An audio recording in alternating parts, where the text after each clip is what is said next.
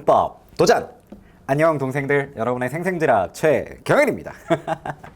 자, 우리 친구들 선생님 처음 보죠요. 여러분들과 문제로 국어문법이라는 강의를 함께 열게 되었습니다. 오늘은 그 열망의 첫 시작, 스타트를 우리 친구들과 함께 하게 되었는데요. 문법 도전이라고 외친 만큼 우리는 문법이라는 것을 마스터하기 위해서, 잡기 위해서 함께 이번 시간부터 완강까지 같이 노력하게 될 겁니다. 누구나 얻을 수 있는 것이라면 우린 도전하지 않았을 겁니다. 문법이라는 친구는 우리 친구들 국어 공부함에 있어서 무척 어려운 친구라는 것이 사실일 텐데요. 이 문법이라는 애를 우리의 베스트 프렌드로 그렇게 만드는 이 과정을 통해서 우리는 한 걸음 더, 한 보 더 나아가서 도듬할 수 있다라는 점을 선생님, 우리 친구들과 약속드리면서 이 강의를 시작해 볼까 합니다. 자, 이 강좌는 교환으로 진행되는 강의입니다. 그래서 우리 친구들 문제로 국어 문법이라는 교재를 준비해 주시면 조금 더 세밀하게 강의를 들을 수 있다라는 점을 말씀드리고 싶고요.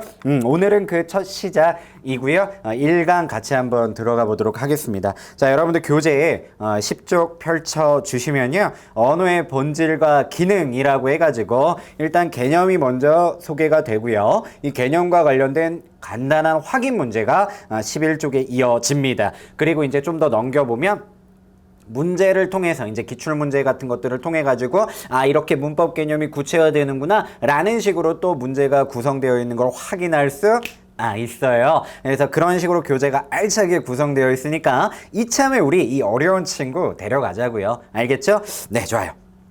자, 10쪽에 보시면 언어의 본질과 기능이라고 해가지고 이 개념 맛있게 한번 먹어보도록 할게요. 자, 언어라는 것을 기본적으로 먼저 소개를 해주고 있습니다.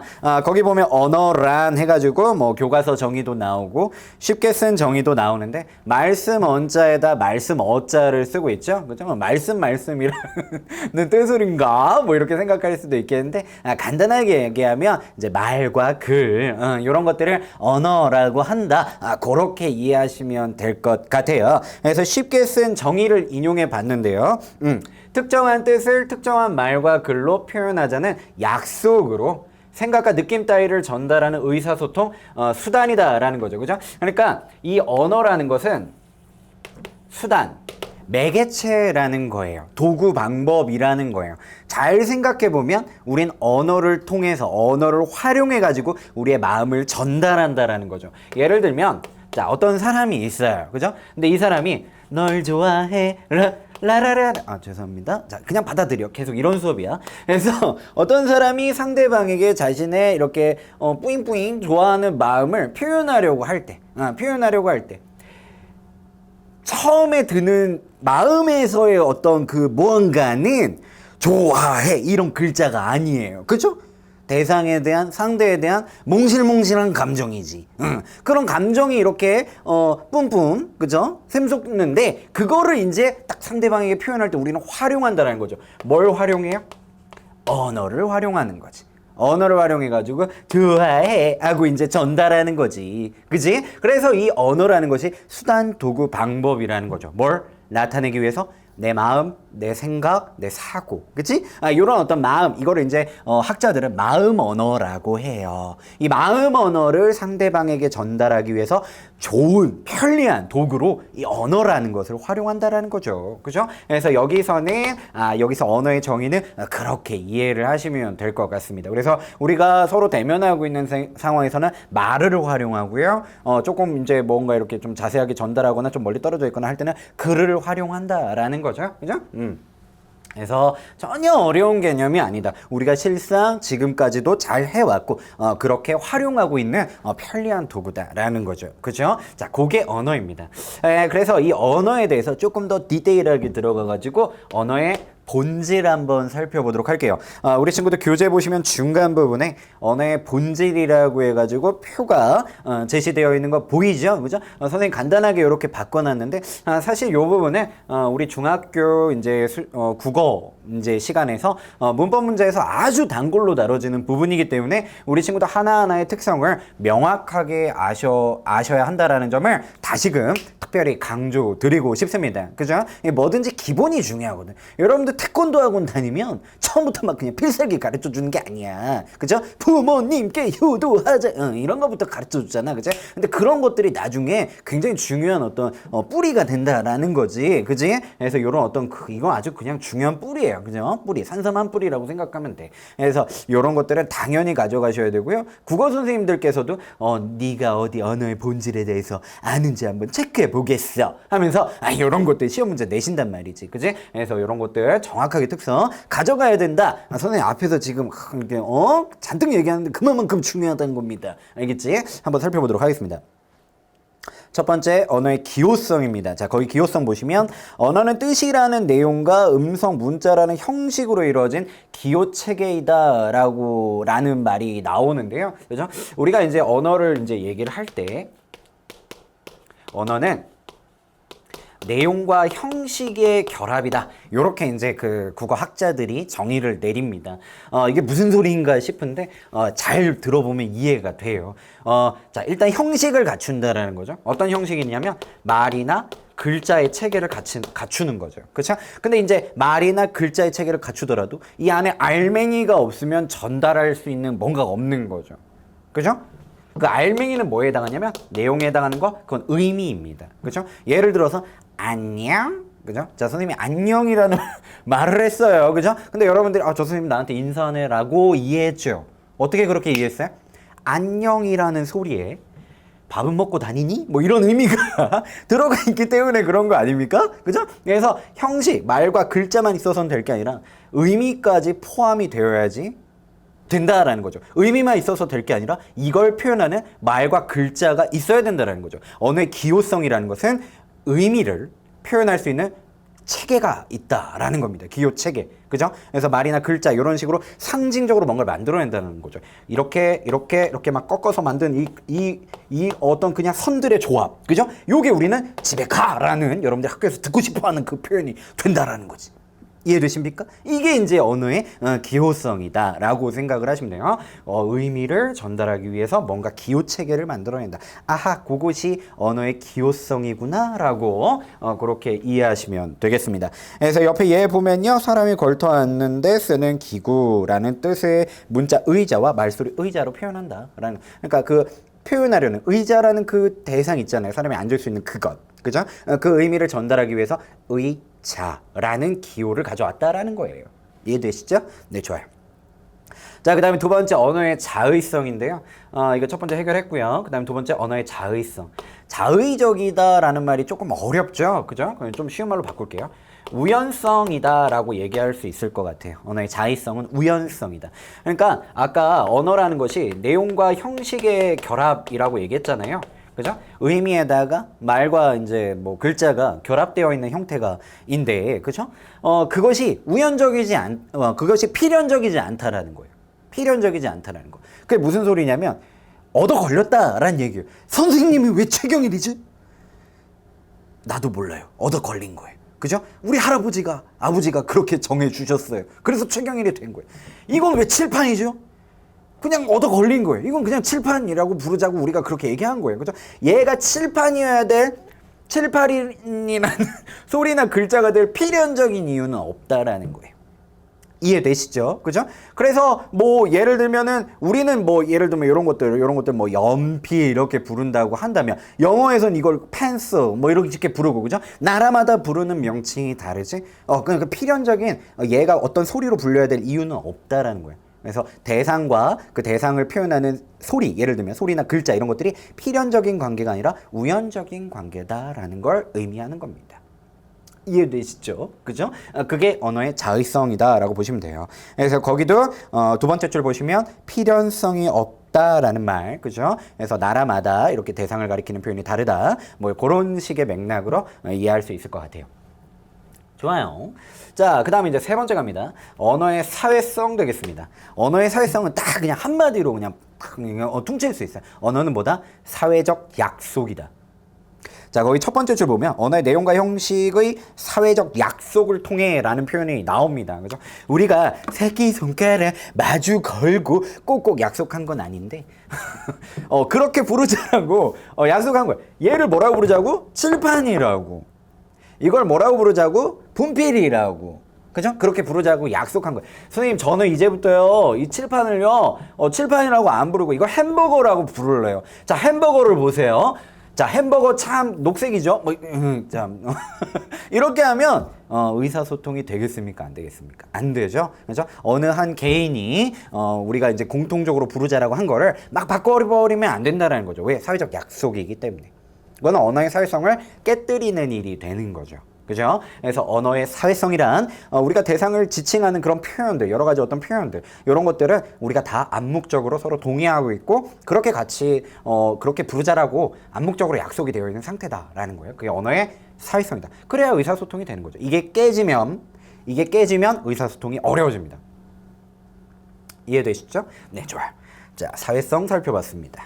자, 그 다음에 이제 역사성 가겠습니다. 언어가 역사가 있다는 거예요. 그죠?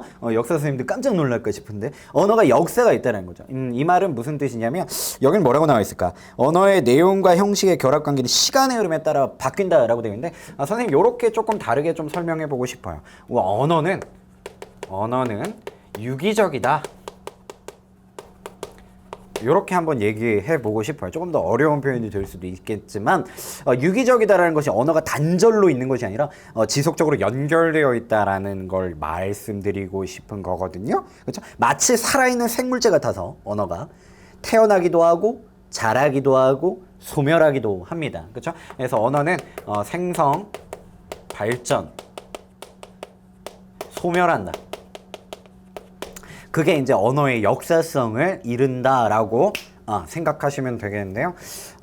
과거에 없었던 그런 표현이 새로 생겨나기도 하고 있었던 표현이 의미가 달라지기도 하고요. 그죠? 그 다음에 있었던 표현이 사라지기도 하죠. 그죠? 여러분들 그 젊은이들의 언어 있잖아요. 그죠? 선생님도 이제 여러분들 따라가기 위해서 많이 노력하고 있는데 최근에 배운 게 낄끼빠빠 너무 오래됐나? 자, 꿀잼 이런 것들 나랑 안 놀 거야?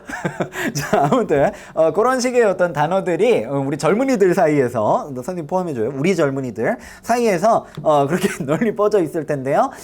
이런 식의 어떤 단어들을 이제 새롭게 과거에는 없었죠. 조선시대 가서 사또 낄끼빠빠 뭐 이러면 안 되잖아요. 그죠? 못 알아듣잖아요. 그죠? 그래서 최근에 이제 새로 생겨난 그죠? 단어이죠. 근데 최근에는 이렇게 신조어들이 생성도 빨리빨리 막 이렇게 잘 만들어지지만 그만큼 소멸도 굉장히 빠른 것 같아요. 그죠? 금방금방 없어지죠.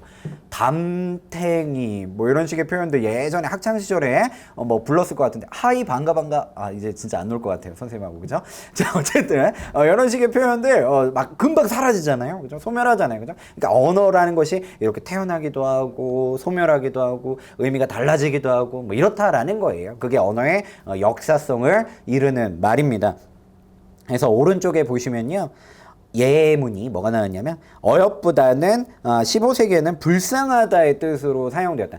그래서 이제 후기 중세 국어 훈민정음 창제 서문에 보시면요.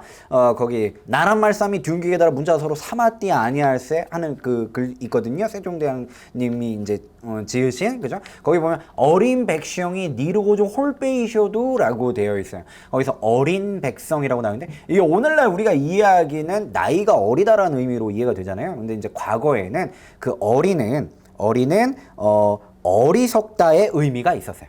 어리석다의 의미. 지금 이것도 마찬가지고요. 어여쁘다 같은 경우는 이제 불쌍하다. 지금 오늘날에는 프레리잖아요. 프레리. 그죠? 근데 과거에는 불쌍하다라는 뜻으로 사용돼요. 이렇게 의미가 달라지기도 하고, 그죠? 아까 말씀드렸다시피 생성되기도 하고, 소멸되기도 하고, 그죠? 그런 식의 변화무쌍한 존재다라는 거예요. 그게 뭐다? 언어의 뭐다? 그렇지. 역사성. 이렇게 답변을 잘해주시면 고맙습니다. 그죠? 그래서 역사성이다. 요렇게 볼 수 있겠습니다. 어려운 개념이 아니죠? 좋아요. 자, 그 다음에 이제 언어의 규칙성 가겠습니다. 언어의 규칙성. 언어가 규칙적이다라는 거죠. 그렇죠? 이게 다분히 문법적이다라는 얘기를 하고 싶은 건데요. 우리는 그 문법을 아직 공부하지 않았지만 제대로, 그렇죠? 제대로 공부하지 않았지만 이 문장이 자연스러운가 어색한가는 우리 친구들이 판단할 수 있어요. 그죠? 예를 들면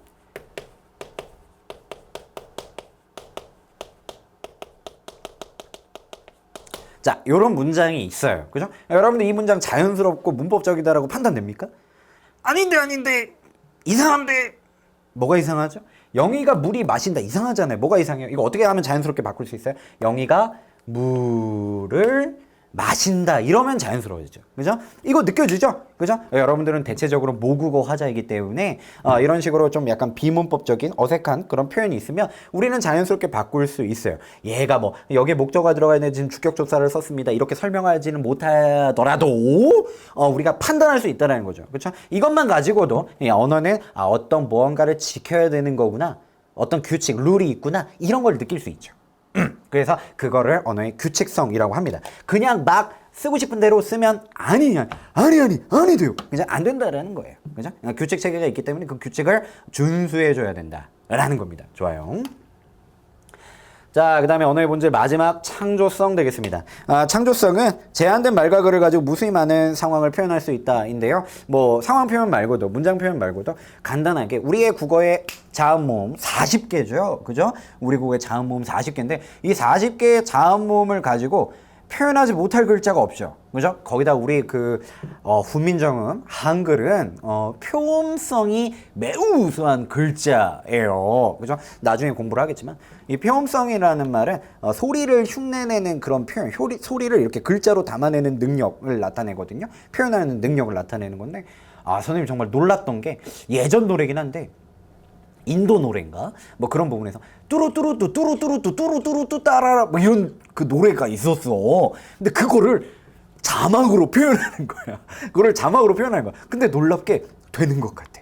그죠? 되는 것 같아. 그래서 우리는 그런 어떤 놀라운 표현성을 갖고 있는데 한정된 자음 모음 40개를 가지고요. 그렇게 많은 글자를 만들어낼 수 있다라는 거죠. 그죠? 그것만으로도 이제 굉장히 창조적이구나. 언어라는 것이 그죠? 무한하구나. 그죠? 이게 뭐 이렇게 얼마만큼 길이에 구애받지 않는다면 정말 무한한 거를 만들어낼 수 있을 것 같아요. 그죠? 언어의 창조성이다라고 보시면 되겠습니다.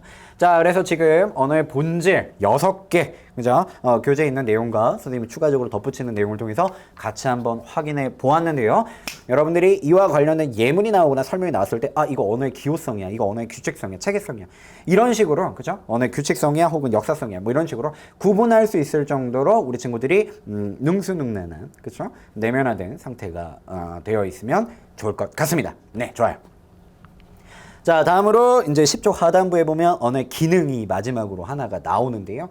언어의 기능, 그죠? 언어가 아까도 말씀드렸잖아요. 언어는 효과적이고 편리한 도구다라고 말씀드렸잖아요. 그러면 반드시 뭔가 기능이 있겠죠. 그죠? 효과가 있겠죠. 그죠? 그래서 지시적, 정보적, 명령적, 친교적, 정서적, 그죠? 기능들이 나와 있는데요. 뭐 그렇게 어려운 표현은 아니니까 언어라는 것이 가장 기본적인 기능은 지시하는 기능인 거죠. 그렇죠? 저기 호랑이가 와요. 그죠? 아주 옛날부터 이렇게 이제 했겠죠. 그죠? 호랑이 대상을 지시하잖아요. 그죠? 그래서 그런 지시적인 기능이 있고요. 그죠? 언어를 통해서 뭔가를 전달하고, 그 다음에 명령적은 다른 사람의 행동에 영향을 주는 거죠. 그죠? 명령하는 말 그대로. 어려운 표현이 아니에요. 그죠? 그 다음에 친교적은, 이제 상대에게 이렇게 친함을 드러내는 정서적인 기능인 거죠. 그죠? 상대에게 이렇게 상대와의 관계를 원활하게 하고 돈독하게 하기 위한 그런 기능. 안녕. 그죠? 뭐 이런 것들. 그죠?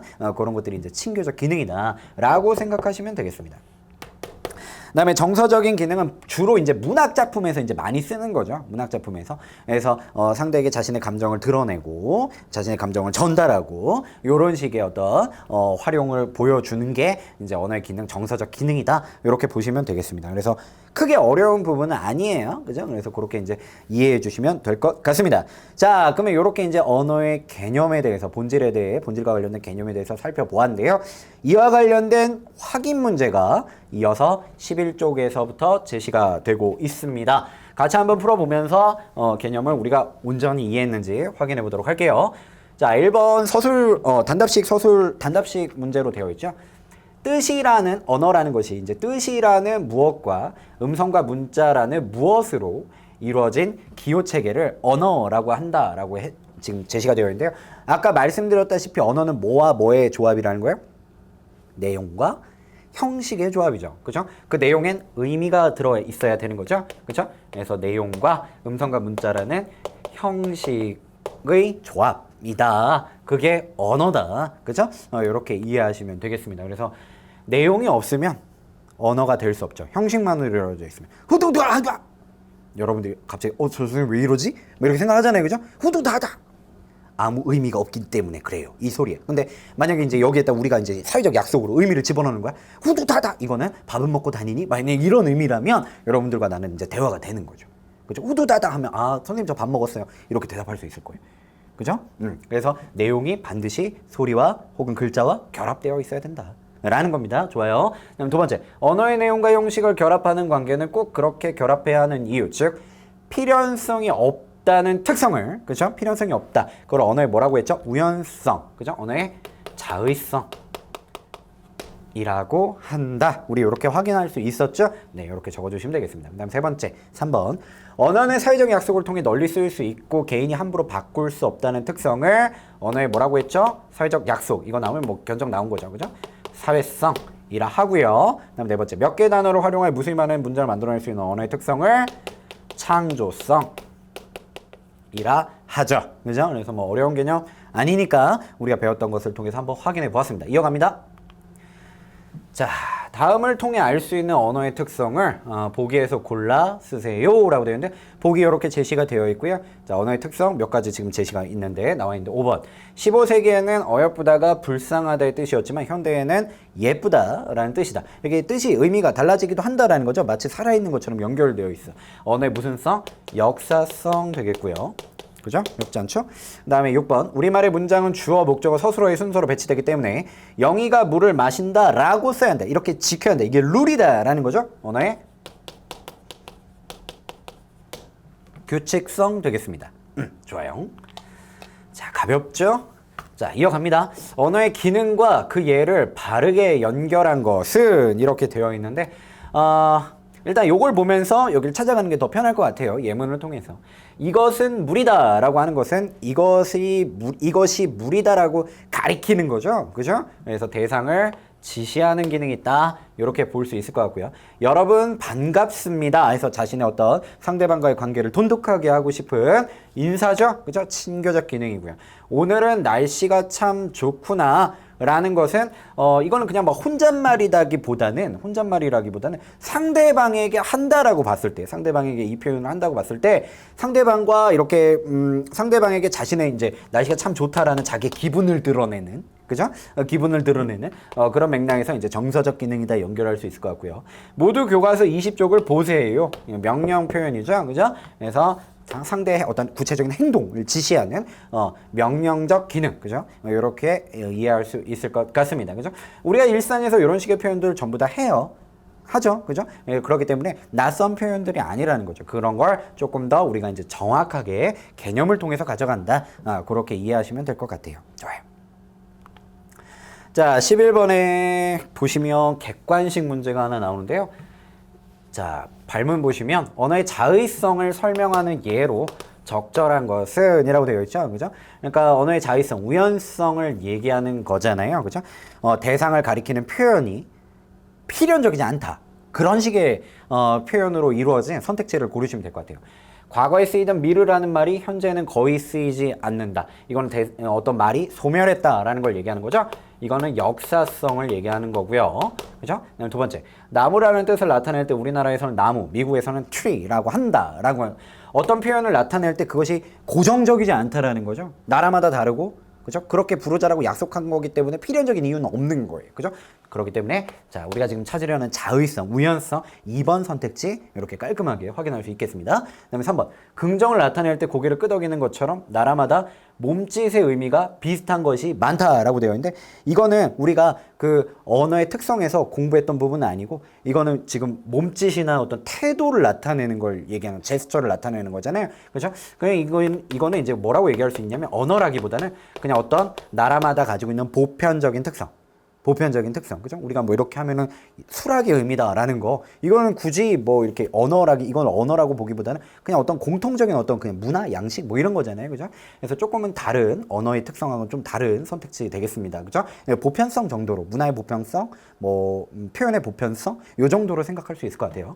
그 다음에 4번. 철수를 밥도 먹다처럼 이상하죠? 어색하죠? 적절한 조사를 사용하지 않으면 의사소통을 원활하게 할 수 없다. 이건 언어의 규칙성 되겠고요. 분명하게 말하지 못하던 아이들이 두뇌와 발음기관이 발달하면서 자신의 생각을 분명하게 말할 수 있게 된다라고 되어 있는데 이거는 언어의 무슨 특성이라 우리가 공부한 건 아니고요. 언어가 이제 보통 이제 2세부터 4세 사이에 3세 정도가 언어를 습득하는 폭발적으로 늘어나는 언어 능력이 그 시기거든요. 그 시기의 언어 발달의 특성을 얘기하는 거예요, 이거.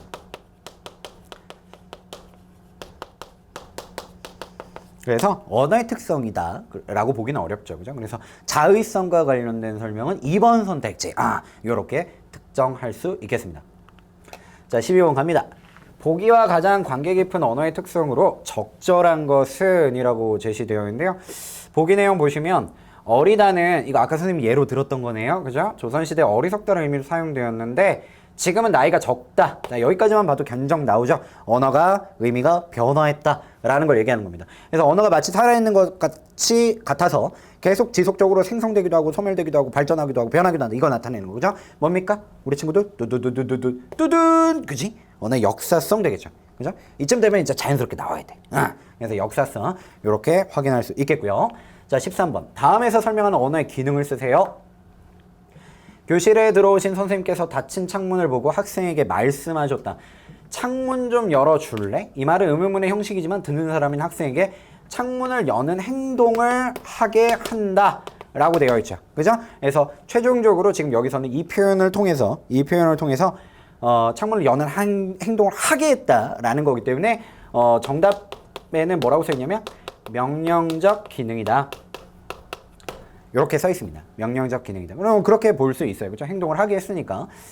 근데 뭐 특정 부분에 밑줄이 쳐 있는 게 아니기 때문에 예를 들면 선생님이 뭐 창문을 보고 창문 좀 열어줄래? 라고 얘기한 거는 또 지시적 기능이라고 볼 수도 있겠죠. 그죠? 그러니까 여기에 지금 명령적 기능만 있는 건 아니고 지시적 기능도 있고 명령적 기능도 있는 거예요. 그죠? 그래서 우리는 뭐 정답만 맞힌다기보단 좀 더 포괄적으로 이런 기능들이 다 있구나라고 그렇게 잡아주고 가시면 좋을 것 같아요. 네, 좋아요.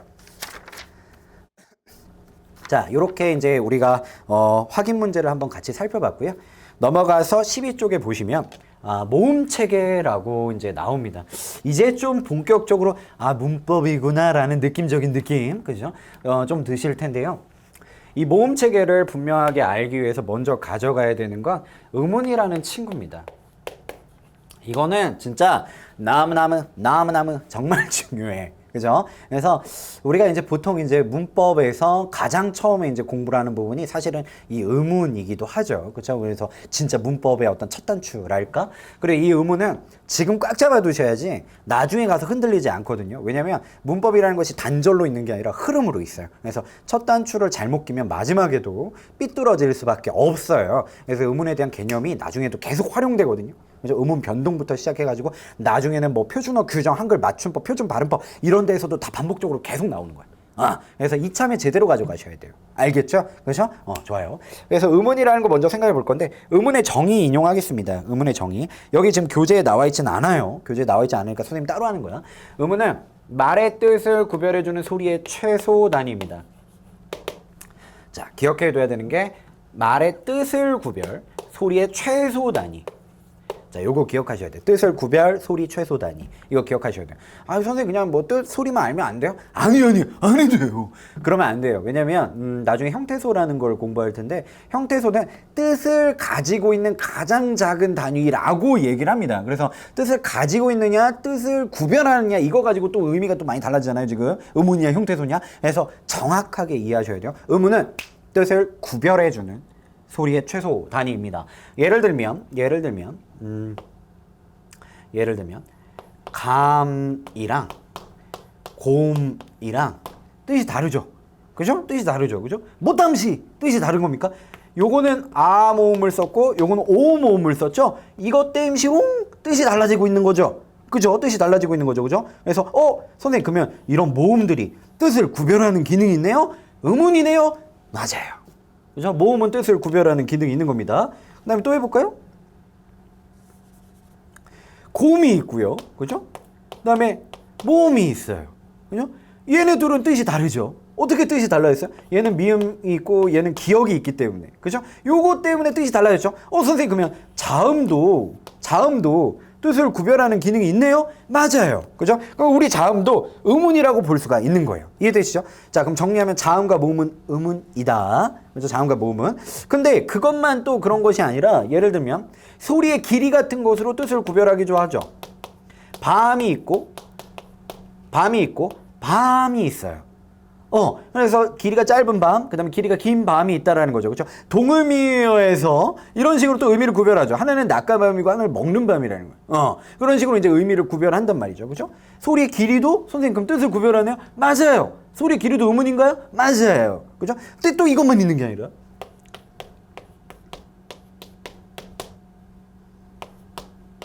자, 뒤에 고죠. 억양이라고 하는데 이거가 또 이제 의미를 구별하죠. 집에 가! 라는 것과 집에 가? 의미가 다르죠? 그죠? 이건 명령. 이거는 의문. 나 집에 가? 뭐 이렇게 묻는 거. 집에 가. 이거 뭔가 전달하는 거. 정보 전달. 그죠? 그래서 의미가 또 달라지죠. 억양도 선생님 그러면 의문인가요? 맞아요. 의문이에요. 뜻을 구별하니까요. 의미를 달라지게 하니까요. 그죠? 자, 이렇게 의문은 포괄적으로 굉장히 다양한 종류를 찾아볼 수 있는데요. 자, 얘를 이제 또 학자들을 가만히 두지 않잖아요. 크게 둘로 구분합니다. 뭐라고 구분하냐면 분절 의문과 비분절 의문으로 구별합니다. 분절이라는 말은 분절, 나눌 분자에 끊을 절자죠. 나눌 수 있는 의문이라는 거예요. 비분절은 뭡니까? 나눌 수 아닐 비자, 나눌 수 없는 의문이라는 거죠. 그럼 아까 얘기했던 자음 모음은 미음, 오, 미음 우리가 이렇게 구분할 수 있죠. 딱딱 끊어서. 그죠? 그래서 이런 자음과 모음은 우리가 무슨 모음이라고 무슨 의문이라고 부르냐면 분절 의문이라고 부르고요. 그쵸? 자음과 모음을 얘기합니다. 나눌 수 있다고 인식하는 거죠. 분절 의문이라고 부르고요. 그 다음에 이제 분절 의문과 달리 나눠지지 않는 거. 소리의 길이, 높낮이, 강세 이런 것들은 뭐라고 부른다? 비분절 의문이라고 부른다라는 거예요. 이해되십니까? 그죠? 자, 이거를 여러분들 조금 더 이제 성장해서 고등학교에서는 이걸 뭐라고 부르냐면 분절 의문을 음소라고 부르고요. 비분절 의문을 운소라고 부릅니다. 그래서 이 둘을 합쳐서 뭐라고 부르는 거야? 운이라고 부르는 거예요. 우리 친구들 그냥 의문 이런 식으로 그냥 아무 생각 없이 그죠? 아무 의미 주지 않고 외우고 있었을 텐데요. 이젠 정확하게 알아두는 거야. 음소와 운소를 모두 아우르는 개념이구나. 의문이라는 것은. 이해되시죠? 그죠? 이해되시죠? 좋아요. 그래서 음소와 운소, 분절음과 비분절음은 저게 의문이다라고 일단 여기까지 잡았고요. 일반적으로 쉽게 기억하지 못할 것 같아서 선생님이 힌트를 좀 주자면 이거 선생님이 기억하고 있는 방법입니다. 이게 굉장히 놀라운 그 지적 통찰이란다. 자음, 모음, 음소. 어때? 선생님만 뿌듯해하고 있는 것 같은데. 어쨌든 자음, 모음, 음소 이렇게 라임이 살잖아요. 라임이 그죠? 그래서 음소가 나오면 자음, 모음 이렇게 그냥 바로 이미지 연상 하시면 좋겠다라고 해가지고 우리 친구들에게 말씀드리고요. 이게 선생님 뭐예요 그게 뭐 이렇게 생각해도 나중에 너 선생님 때문에 구별한다 너. 그때 돼서 고마워해라. 지금부터 고마워하시고. 자, 어쨌든 그래서 음운이라는 것은 음소와 운소로 이루어져 있고, 그렇죠? 음소는 자음과 모음을 지칭한다라고 말씀드리겠어요, 그죠? 근데 이 중에 어떤 게 시험에 많이 나올까? 어떤 게? 아무래도 시험지는 글자로 표현할 수 있어야 되잖아요, 그죠? 소리의 길이나 높낮이 이거 글자로 표현할 수 있겠습니까? 그죠? 그리고 이게 좀 많이 다뤄질 수 있겠습니까? 보편적으로 어떤 사람 뭐 소리의 길이를 뭐 1초까지도 할 수도 있고 뭐 짧게도 할 수 있고 하는데 사람마다 좀 다른데, 그죠? 이런 거 보편적으로 얘기하기가 어렵겠죠, 그죠? 그래서 시험에 통상적으로 시험에 많이 나오는 음운은 분절 음운 되겠습니다. 통상적으로 시험에 많이 나오는 음운은 분절 음운 되겠습니다. 그래서 교재에서도 12쪽부터 해가지고요, 모음부터 해서 모음 자음에서 기본적으로 분절 음운에 포커스를 맞춰서 구성이 되어 있는 거예요. 보통 학교 시험에서도 분절 음운, 음운에서 분절 음운, 자음, 모음을 중심으로 이제 시험 문제 출제한다. 그렇게 이해하시면 될 것 같아요. 네, 좋아요. 자, 그래서 일단 본격적으로 모음에 들어가기 앞서서 우리 음운이라는 친구에 대해서 먼저 말씀을 드렸습니다. 자, 그럼 이제 모음 들어갈게요. 모음 들어갑니다. 모음은 성대의 진동을 받은 소리가 라고 되어 있는데, 이렇게 성대의 진동을 통해서 소리를 낸다라는 거죠. 그래서 모음을 뭐라고 부르냐면 울림소리다 라고 불러요. 모든 모음은 울림소리입니다. 모든 모음은 울림소리예요. 그죠? 그래서 요것도 필기해 주세요, 우리 친구들. 그죠? 모음은 성대 진동을 통해서 나는 소리다. 모든 모음은 울림소리다. 그래서 소리가 목, 입, 코를 거쳐 나오면서 그 통로가 좁아지거나 완전히 막히거나 하는 따위에 장애를 받지 않고 나는 소리. 이거를 여기서 강조하고 있죠, 모음에서. 그죠? 이유는 자음은 장애를 받고 나는 소리이기 때문에 그래요. 자음과 모음이 변별되는 지점이 바로 이 지점이죠. 모음은 장애를 받지 않고 나는 소리고요. 자음은 뭔가 이렇게 숨이 끊긴다거나 뭐 막힌다거나 터트린다든가 뭐 이러면서 장애를 받고 나는 소리예요. 그건 나중에 공부하도록 하고, 어쨌든 모음은 그냥 막 나온다라는 거죠. 실제로 해보면 돼요. 아에이오 해볼게요. 그죠? 막 공기를 끊지 않아요. 아에이오 한 호흡에 아에이오를 다 할 수 있어요. 공기가 막히지 않아요. 물론 입을 막 이렇게 오물오물 하지만, 그죠? 뭔가 공기의 흐름을 막진 않는다라는 거지. 예, 이해되시죠? 그죠? 그래서 장애를 받지 않고 나오는 소리다라는 거예요. 이렇게 특히나 자음 모음을 공부할 때는 이렇게 자꾸 소리를 내보셔야 돼요. 선생님만 하게 하지 마. 같이 하는 거야. 알겠지? 그죠? 그래서 그런 식으로 한번 해보세요. 잠깐 멈춰놓고 포즈. 아이오 해보시면 돼요. 그죠? 이렇게 숨이 안 막히고 이게 된다라는 거 느끼실 수 있을 겁니다. 그래서 울림소리, 장애를 받지 않고 나는 소리다. 그렇게 이해하시면 될 것 같고요. 그 다음에 밑에 보시면 단모음이 먼저 제시가 됩니다. 단모음이 제시되고요. 그다음에 밑에 보면 이중모음, 그죠? 하단부에 이중모음 이렇게 나와 있는데요. 우리 국어의 단모음과 우리 국어의 모음이, 그죠? 모음이 이제 21개입니다. 모음이 21개인데 단모음 10개, 그죠? 단모음 여기다 써줄게. 단모음 10개. 그 다음에 이중모음 11개 되겠습니다. 그죠? 그래서 이렇게 단모음과 이중모음으로 되어 있는데요. 총 21개고요. 그죠? 자음은 참고로 19개, 두 개 합쳐서 40개인 겁니다. 단모음과 이중모음의 단모음이 뭐냐면, 선생님 단짠단짠의 단인가요? 그러면 너무 좋았을 텐데 아쉽게도 그건 아니고요. 단모음은 뭐냐면 입술 모양이나 혀의 위치가 고정되어 말소리의 처음과 나중에 달라지지 않는 모음. 그러니까 이걸 발음할 때 한 번만 이렇게 움직거리고 내는 소리다라는 거예요. 그죠? 그래서 해보면 알아요. 이 할 때 딱 이렇게 옆으로 벌리고 이 하고 딱 멈추잖아요. 그죠? 그게 단모음이라는 거예요. 이해되시죠? 그죠? 근데 얘 같은 경우는 이중모음은 2번 이상 움직거리면서 내는 소리예요. 그죠? 입술이나 혀의 위치가 달라진다. 2번 이상 움직거리면서 내는 소리. 이거 발음해 보세요. 야. 선생님 한 번 움직이는 것 같은데요? 야. 천천히 해봐요. 이야. 또 선생님만 하고 있네. 자, 따라하니까요. 이야. 옆으로 퍼졌다가 이 소리가 살짝 나는 것 같으면서 이렇게 소리가 나죠? 그죠? 2번 움직거리는 거예요. 이런 것들을 이중모음이라 한다라는 거예요. 자, 우리 친구들 둘 중에 하나 외워야 돼요. 뭐 외울래요? 여러분들은 똑똑한 친구들이에요. 그죠? 편리하고 합리적인 걸 선택하죠. 그죠? 둘 중에 하나를 외워야 돼요. 뭐 외우겠습니까? 길 가다가 물건이 있어. 하나는 또 동일한 품질인데 하나는 500원이고 하나는 1,000원이야. 뭐 살 거야? 선생님 저는 1,000원 살래요. 훗 나니까 플렉스 뭐 이러면서 그러지 말고 동일한 품질이라면 우리 500원짜리 사잖아요. 그죠? 자, 둘 중에 하나 외워야 돼요. 뭐 외울 거야? 단모음 외우셔야지. 왜? 한 개 적잖아요. 이거 11개고 이거 10개니까 이거 10개 외우면 되잖아요. 그죠? 얘 하나만 외우면, 단모음 하나만 외우면 이중모음은 그냥 가져가는 거죠. 원 플러스 원이지, 그치? 왜냐면 이제 모음이 21개인데 이거 10개 외우면 내가 안 외운 모음은 다 이중 모음이잖아요. 그죠? 그렇게 퉁치면 되는 거잖아요. 이해되시죠? 그죠? 자, 그래서 단모음 10개, 요거 지금 살펴볼 건데요. 단모음 10개. 요걸 외우셔야 됩니다. 결론적으로는. 그리고 요 표 자체를 또 이해할 수 있을 정도의 수준으로 가지고 계셔야 돼요.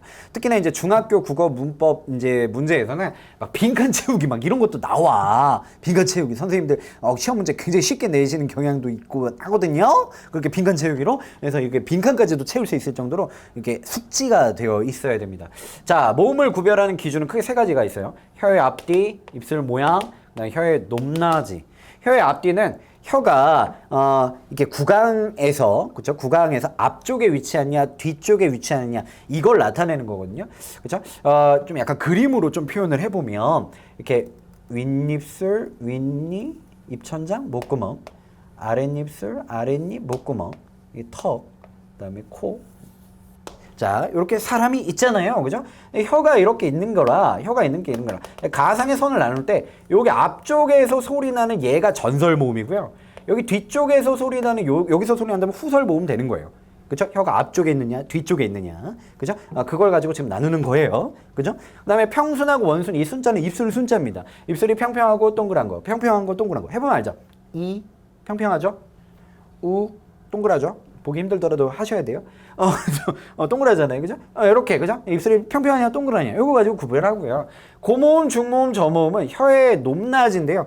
혀가 높이 있고 중간에 있고 낮게 있다라는 걸 얘기하는 겁니다. 그죠? 근데 요거 좀 잘 이해하셔야 되는데, 이게 선생님 혀예요. 혀가 고중저, 이에에, 이렇게 막 뱀의 혀처럼 움직이는 게 아니야. 그렇죠? 여러분들 이거 발음해 보시면 혀는 가만히 있습니다. 혀는 가만히 있고 이에에 이렇게 되는 거야.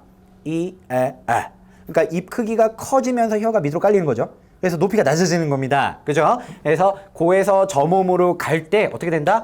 입 크기가 커진다 라고 이해하시면 되는 거예요. 알겠죠? 그죠? 그래서 고중저 되어 있지만 입 크기가 커진다 밑으로 갈수록 그렇게 이해하시면 되겠어요. 자, 그 다음에 이제 표는 이해가 됐고 알맹이를 가져가셔야 되죠. 알맹이. 요거 이제 일선 학교에서는 조금 이제 쉽게 가르쳐 주는 방법으로 키위를 활용을 많이 하더라고요. 그죠? 키위 제외해 금붕어 좋아. 뭐 이렇게 하든가. 키위를 주게 되었수 내가. 뭐 이렇게 하더라고요. 그죠?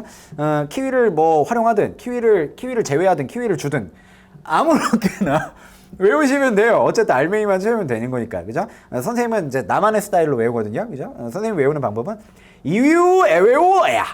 선생님은 이렇게 외워요. 그죠? 그게 뭐예요? 그럴 수도 있겠지만 그죠? 한 10번만 해봐. 그럼 되던데? 선생님은 되던데? 아무튼 그래서 키위를 제외하든 키위를 주든 이유 에외오야. 이렇게 외우든 어쨌든 알맹이는 외우셔야 된다. 알겠죠? 그래서 이 표가 없는 상태에서도 이 표를 그릴 수 있을 정도로 여러분들 시험지 받으면 자음과 모음과 관련된 문법 문제가 나오는 시험지를 받으면 제일 먼저 해야 되는 게 자음 체계표 그리고 모음 체계표, 단모음 체계표 그리는 겁니다. 그리고 문제 푸는 거예요. 알겠죠? 최대한 내가 완전하게 기억되어 있는 상태에서 먼저 이렇게 그려놓고 문제 푸셔야 되는 거예요. 알겠죠? 실전에선 그렇게 하셔야 됩니다. 그래서 이거 가져가셔야 된다는 거예요. 나중에 이거를 이제 음운 변동에서 막 다 활용해. 음운 변동에서 이거 다 활용한단 말이야. 알겠죠? 네, 좋아요. 자, 단모음 되겠습니다. 그래서 요거 이제 표 이해하시면 거기 12쪽의 중간 부분에 있는 개념들 다 가져가시는 거예요. 그죠? 후반부에 보시면 이중모음 나오는데 이중모음은 아까 말씀드렸다시피 2번 이상 움직거리면서 내는 모음이고요. 이중모음은 자 지금 여기 지금 표에 보면요. 제 표가 좀 달라요. 선생님이 지금 표현한 거랑. 거기에는 이 야라는 애가 이에다가 아가 더해진 거다라고 설명하고 있잖아요. 근데 이거는 조금 틀려요. 좀 잘못된 개념이에요. 그죠? 엄밀히 정확하게 얘기하면 그냥 이가 아니라 반모음이에요. 그냥 이가 아니라 반모음이다. 선생님, 단모음하고 이중모음 배우는데 반모음은 뭐예요? 라이어, 거짓말쟁이. 그런 모음 없다고 얘기했잖아요. 그죠? 자, 반모음은 정식 모음으로 인정받진 않아요. 정식 모음으로. 진정해, 우리 친구들. 그죠? 침착해. 반모음과 이중모음이 정식 모음이에요. 그죠? 근데 반모음, 이 반이 뭐냐면 반은 자음의 특성을 갖고 있는 거예요. 그래서 학자에 따라서는 이걸 반자음이라고 부르기도 해요. 그죠? 이거 소리를 내기 전에 살짝 그 이 소리가 덧난단 말이야. 야를 하기 전에 천천히 말해보면 야 하고서 살짝 이 소리가 들릴락 말락 하죠. 그죠? 공기가 약간 그 방해를 받기도 하고요. 그래서 반자음이라고 얘기도 하는 거예요. 어쨌든 그래서 살짝 나는 그 이 소리, 요게 반모음입니다. 그죠? 그래서 우리 국어에는 반모음 E 계열이 있고요. 그 다음에 반모음 W 계열이 있어요. 그래서 반모음 O 혹은 U 이런 식으로 나타나는 애가 있거든요. 그죠? 요런 애들이 있는데 어쨌든 중요한 건 이중모음이 되려면 반모음에다가 단모음이 결합하면 이중모음이 되는 겁니다. 그죠? 요 공식만 이해하시면 돼요, 일단은. 그죠? 아, 그냥 이중모음이 막 만들어지는 게 아니라 단모음에다 반모음이 결합될 때 만들어지는 거구나 라고 이해하시면 되는 거예요. 좋아요. 일단 여기까지. 그죠? 좋아요. 자, 그럼 확인 문제 한번 해결해 보도록 하겠습니다. 자, 넘어가서 13쪽. 자, 1번 보시면 무엇은 말의 뜻을 구별해주는 소리의 가장 작은 단위이다. 우리가 지금 열심히 공부하고 있는 음운이었죠. 그죠? 그래서 음운은 말의 뜻을 구별해주는 소리의 최소 단위이다. 자, 이렇게 판단할 수 있겠고요. 뭐뭐는 자음과 모음처럼 쉽게 분리되는 음운이고 이거 뭐라 불렀죠? 분절 음운. 그죠? 우리는 교재 없는 것도 공부했습니다. 음소죠? 음소. 음운이고 뭐뭐는 소리의 길이와 같이 이거는 비분절 음운. 이렇게 정리해 볼 수 있겠습니다. 3번. 발음할 때 공기 흐름이 방해를 많이 받는 소리는 자음이고 적게 받는 소리는 뭐다? 모음이다. 학자들에 따라서는 방해를 받지 않는다고 얘기하기도 해요. 그죠? 그래서 모음이다. 이렇게 정의할 문제를 풀어낼 수 있을 것 같습니다. 자, 이어갑니다. 자, 4번부터 10번 문제까지 자, 이렇게 선을 연결하는 문제가 나와 있는데요. 요거는 우리가 이제 단모음 체계표. 그죠? 요거를 그려낼 수 있으면, 그죠? 그려낼 수 있으면 해결되는 문제예요. 이게 전설, 이게 후설이고, 요거는 입술이 평평하냐, 동그라냐, 평평하냐, 동그라냐. 이렇게 구별했었죠? 그죠? 그러면 에아 같은 게 여기 지금 나와 있잖아요. 여기, 그죠? 그럼 여기에 지금 포함되는 거니까 이게 저모음에 해당되는 거겠죠? 저모음. 그래서 연결하면 될 것 같고요. 이위우는 여기네요. 이위우. 요거는 이제 고모음에 해당되는 거죠? 그죠? 그래서 고모음 연결하면 될 것 같고. 그 다음에 에웨어오는 여기네요. 에웨어오. 이거 중모음 되겠습니다. 중모음. 됐죠? 그 다음에 위웨우오. 위웨우오. 요거는 원순모음에 해당되는 거네요. 원순모음. 그죠? 여기 가면 되고요. 그 다음에 이에에. 그 다음에 으어아. 그죠? 요거는 평순모음에 해당되는 거죠? 그 다음에 으어아 우오. 으어아 우오. 요건 전부 다 후설 모음 되겠고요. 이에에 위웨. 여기는 얘네들은 전설 모음 되겠습니다. 그래서 이 표만 그릴 줄 알면 이거 지금 되게 어려워 보이고 난해해 보이잖아요. 다 해결될 수 있는 거예요. 해결될 수 있는 거예요. 외워야 된다라는 점 그죠? 이해하셨을 거라 생각합니다. 그 다음에 선생님 아까 좀 얘기 안 한 부분 하나만 더 추가하자면 얘네들은 좀 재밌는 애들이에요. 얘네들은 지금 단모음으로 지금 우리가 공부를 하고 있잖아요. 근데 이거 우리 친구들 발음해 보세요. 이거 발음해 보세요. 이거 위 이렇게 하죠? 1단계, 2단계 두 번 이상 움직거리죠. 그죠? 그래서 많은 사람들이 이거를 사실은 제대로 발음을 못 하는 거예요. 이건 단모음이기 때문에 혀나 입술을 두 번 이상 이렇게 움직거려서 내면 안 되는 그런 모음인 거죠. 그래서 어떻게 발음해야 돼요? 아주머니 참 주세요 이래야 돼. 좀 어색한데 그게 맞는 거예요. 그죠? 근데 사람들이 이거를 마치 뭐처럼 발음해요? 이중모음처럼 발음하죠. 그래서 나라에서는 그렇게 발음해라 라고 허용해 줬어. 그렇죠? 그래서 원래대로는 단모음이지만 이중모음처럼 발음하는 걸 허용해 준 재밌는 친구들이에요. 알겠죠? 그거 좀 추가할게요. 네, 좋아요. 자, 넘어가겠습니다. 자, 다음을 보고 빈칸에 들어가 알맞은 이중모음을 쓰세요 라고 되어 있는데 이 단모음들 두 개가 결합해서 이중모음이 만들어졌다라고 지금 얘기하고 있는 것 같은데 사실 엄밀하게 얘기하면 얘네들은 반모음들이죠. 반모음이 결합해서 반모음과 단모음이 결합해서 이중모음이 만들어지는 걸 지금 보여주고 싶은 겁니다. 그래서 이 반모음 이와 아가 결합하면 야가 되고요. 그죠? 그다음에 반몸 이와 에가 결합하면 예. 빨리 발음하면 예 이렇게 되잖아요. 그죠? 그다음에 반몸 오와 아가 결합하면 와 이렇게 되고, 그다음에 음음과 반몸 이가 결합하면 의가 되죠. 그죠? 그래서 이렇게 이제 이중모음이 만들어진다라는 거. 그죠? 여기서는 이런 것들을 푸는 것보다 이중모음은 반모음과 단모음이 결합해서 만들어진다. 그 정도만 이해하시면 될 것 같아요. 네. 자, 15번 갑니다. 다음 단어는 몇 개의 음운으로 이루어졌는지 쓰세요 라고 되는데, 이거 참 좋은 문제라고 생각해요, 개인적으로. 왜냐면 음운에 대해서 우리 친구들이 제대로 이해할 수 있는 기회가 되거든요. 음운은 아까 말씀드렸죠?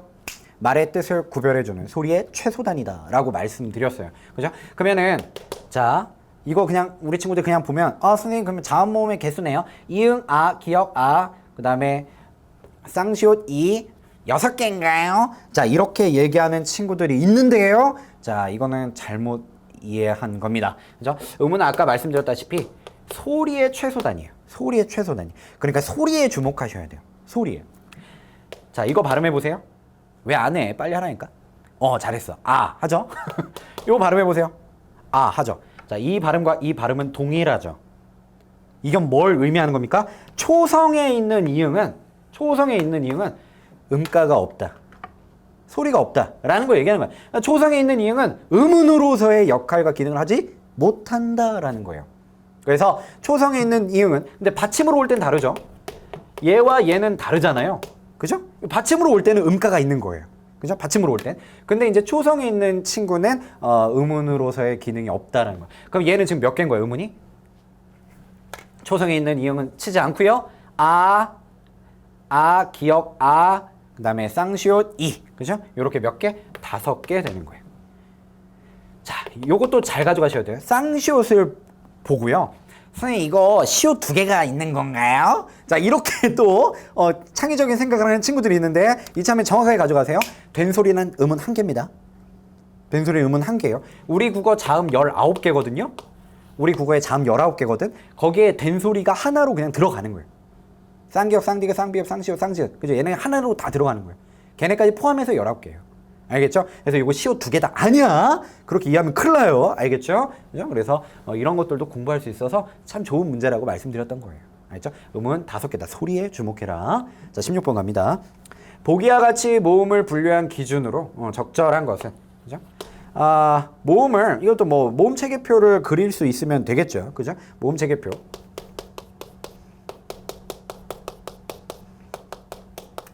그죠? 이렇게 모음 체계표 깔끔하게 간단하게 그려놓으시면 되는 거예요. 그래서 오, 웨, 우, 위. 오, 웨, 우, 위. 이거 뭐예요? 원순 모음들이죠? 얘네들은 원순 모음이고, 얘네들은 나머지 애들이니까 평순 모음인 거죠? 이거 이렇게 나누는 기준 이제 보이는 거죠? 입술 모양 때문에 그런 거죠. 그럼 정답 몇 번이에요? 4번. 이게 깔끔하게 4번. 이게 들어갈 수 있는 거예요. 이해되시죠? 그죠? 어렵지 않아요. 그죠? 이렇게 깔끔하게 풀어내시면 됩니다. 중요한 건 이걸 그릴 수 있느냐 없느냐인 거예요. 그죠? 자꾸 이제 알겠죠? 왜 그려야만 하는지. 자, 17번 갑니다. 보기의 특성을 가지고 있는 모음으로 적절한 것은, 아이고. 이거 안 줘도 될 뻔했네요. 그죠? 자, 혀의 위치가 높다. 이거 고모음 얘기하는 거고요. 그죠? 그다음에 혀의 최고점이 앞쪽에 있다. 전설모음 얘기하는 거죠. 그 다음에 입술의 모양을 둥글게 하여 내는 소리다. 원순모음 얘기하는 거죠. 그지? 그러면은, 자, 요게 고모음이었잖아요. 제일 위에 줄. 그죠? 고모음 중에서 전설모음이니까 얘 아니면 얘죠? 요 중에 입술 모양 둥글게 내는 거. 평순, 원순. 얘죠? 정답 몇 번이요? 4번. 이렇게 가져가는 거예요. 어렵지 않아요. 이렇게 또 깔끔하게 한 문제 푸는 겁니다. 좋아요. 그 다음에 18번째. 이중모음이 쓰인 단어로 적절한 것은 이유에우야. 우리가 외웠던 게 단모음이라고 얘기했잖아요. 그죠? 그럼 외우지 않은 거가 나온 게 이중모음이겠지? 그죠? 몇 번입니까, 우리 친구들? 예. 우리 이런 거는 안 외웠잖아요. 그죠? 이중모음 되겠습니다. 나머지는 전부 다 우리가 외웠던 이유에우야에 다 포함되어 있는 모음들인 거죠. 그죠? 그래서 이렇게 5번 정답 특정할 수 있겠습니다. 자, 어떠셨나요? 이렇게 첫 강 스타트를 같이 열어보았습니다. 문법 도전의 길, 그쵸? 쉽지 않은 친구지만 함께 첫 단추부터 바르게 끼워 나가 보도록 하겠습니다. 선생님 다음 강에서 우리 친구들 기다리고 있을게요. 그럼 우리 친구들 오늘도 생생지라 되셨어.